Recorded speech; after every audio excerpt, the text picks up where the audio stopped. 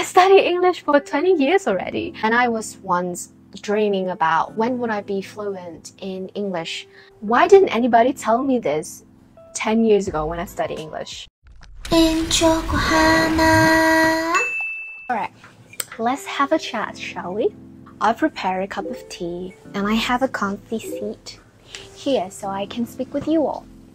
Okay. Hello, welcome back to my channel. It's Hannah. And today in this video, I'm going to speak about a topic that I think somebody should have talked about this sooner. So for the purpose of this video, I'm going to speak in English. If you want to have Vietnamese subtitle, I have this down below. In today's video, I would like to talk a bit about some misconception. Misassumption about English learning that I feel like it would be great if I knew this earlier. Okay, so I actually want to add a bit more on this introduction. So throughout my English learning journey, I've come across a few assumptions about learning English, things that people said but it's not actually true. And I feel like if I knew this earlier, I should have improved my English faster, quicker, save a bit more time. So yeah, that's the reason why I want to make this video and clarify it to you. So hopefully you can have a few key takeaways to improve your English faster. So this video is for any English learners who is on the journey of mastering and trying to learn English to master it for your future career. The first thing is about having an IELTS, an excellent certificate. It's a must. I wouldn't say it's a must. For me, English is just a communication. And I think that we should all remember that. I don't know if this happened in your country, but in Vietnam, having a good or high IELTS grade and certification is like a must, and people are competing each other for it. It's not difficult to find people having IELTS with grade 7.5 or 8 or even 8.5, 9 in Vietnam. The fact is, having a high IELTS grade or prestigious certifications in English doesn't necessarily mean that you're going to be successful in the future. I took my last IELTS test in 2016, 2017, and I had 7.0, which is not a too high grade, but it's also not a low grade. But some of my friends had 7.5, even more, 8, even 8.5, and at the time I was a bit sad, to be honest, because I thought I could do better and I could get higher grade. But at the end of the day, I was like, oh, it doesn't really matter, because when I took the IELTS test, my only purpose was to get enough English grade so that I could get into university in England. And for university, they only required 6.0. So I am 1 grade higher than what they required, which is okay already. I only have to prove to them that I can still have a first class in university, and I did. Now, let's talk about accent. Having a great accent is a must.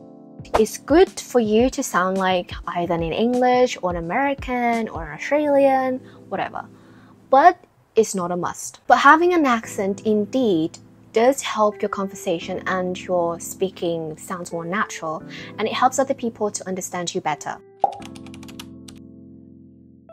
When you go study abroad, it doesn't mean that you're going to pick up the accent. Some people often think that if we go to that country, we're going to pick up the accent from that country. But the fact is, picking up an accent is actually a skill, an ability. The true story is, I've met a lot of people who went to and lived in the UK for years and years, but they still couldn't pick up the accent. They still don't sound naturally when they speak English. Why? Simply because picking up an accent is actually an ability that comes with strong desires to learn it. On the other hand, a lot of my friends in Vietnam have great English accent just because they immerse themselves very well with movies and other media. So, with that having said, you don't really need to go study abroad to have a perfect accent. With those points having said, I strongly believe that learning English is actually about how you learn to communicate it well for your future career. Here's actually what you need. Let me take another sip and then I'm going to share it with you.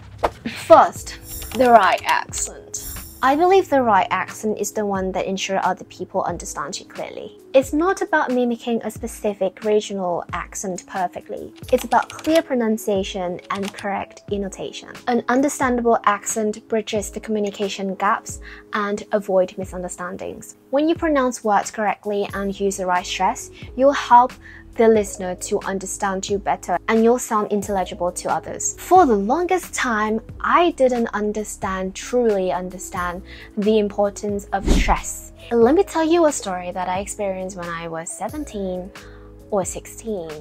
I think it was 16. So I went to England to study abroad, and I mispronounced a word that nobody can understand what I was talking about. That is argue. But at the time, I said, argue. And my friend was like, what? What do you mean? And I keep saying, argue, argue, argue, argue, argue, argue. Only then they're like, oh, argue. And since then, I never say argue anymore. So that is just a very small mistake that made me feel so embarrassed. So yeah. Learning stress is very crucial. Take your exercise, guys. Next, good listening skills. I truly believe that we should learn how to listen to different accents and spot the differences. So not just study English accent or American accent. You should actually listen to other accents like Australian, New Zealand, Canadian, even Indian English. Because trust me, nowadays, if you go to work, or especially if you work in field like banking, insurance, tech or technology, then it's highly chance that you're gonna work with Indian people. They work in those fields a lot, and now some of my boss are Indian. I think you will know this, but Indian accent is something very different. It's very different from English and American accent, but you still need to learn them because at the end of the day, to master English, you must understand everyone who's speaking English. And especially if your boss is somebody who's having a very strong accent, then it's very crucial for you to understand them, right? To convey the right message and to do the right work. Here's another tip.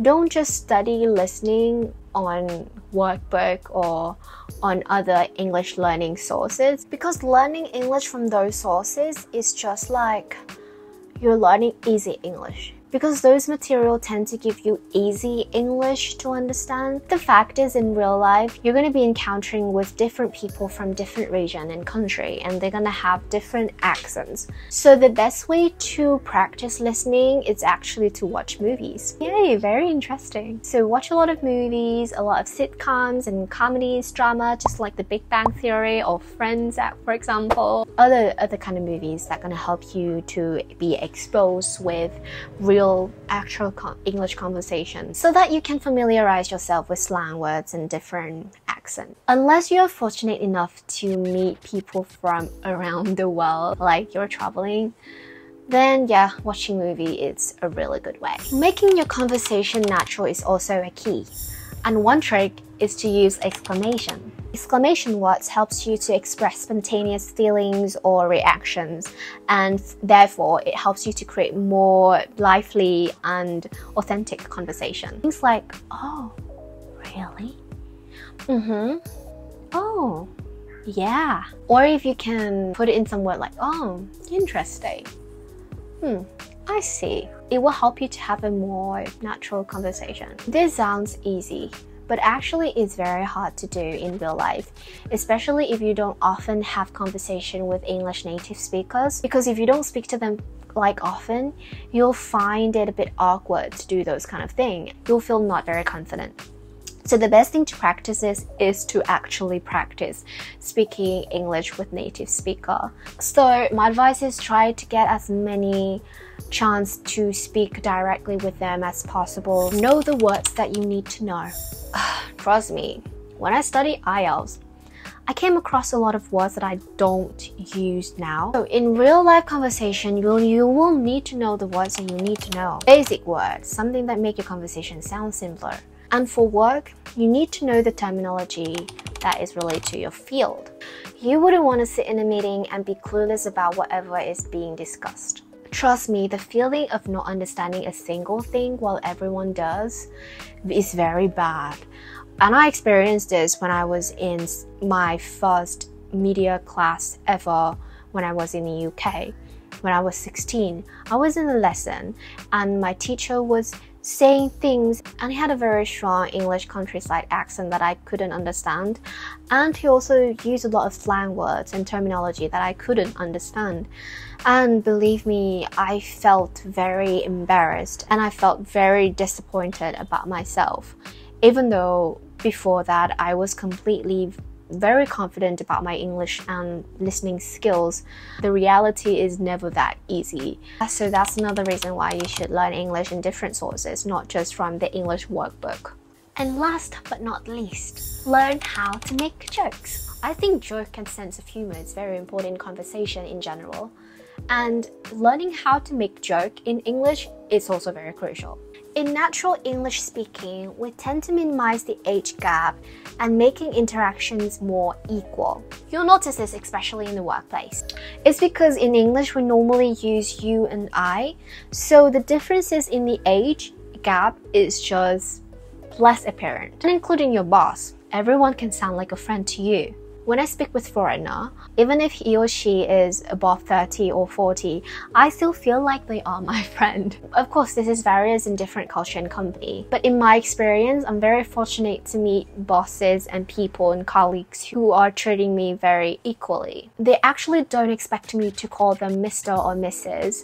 They don't like the formality. And when I speak to my boss, I always try to create the happy atmosphere, and my boss also, they try to joke around. They try to keep asking you questions that is very informal. So when they do that, when I see that they are trying to be friendly with me, I will try to do the same with them. So even though they are my boss, of course I have to be more careful when I make joke. But if I can joke around with them, I feel like the conversation and the relationship is going to be on another level. And if you can do that, you're going to attract your boss, and it can greatly enhance your conversation and also your relationship, making them more natural and enjoyable.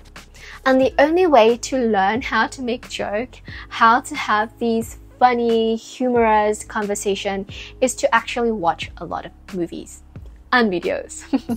Again, so yeah, I think that is a lot of tips. I think that is a lot of talking for today. And I hope that these tips will help you in your English learning career and journey. I know it's a tough journey. I studied English for 15 years. I studied English since I was 6, and now I'm 25, 26. Oh god, I studied English for 20 years already. It's a long journey. And I was once dreaming about when would I be fluent in English. And I can now use my English for my work to improve my career level. So yeah, that is it for today's video. Just remember this, English is a tool for communication. If you find this sharing helpful, please give me a like, share, and subscribe to my channel. And I hope to speak with you in the next video. Thank you for watching, and I'll see you. Bye!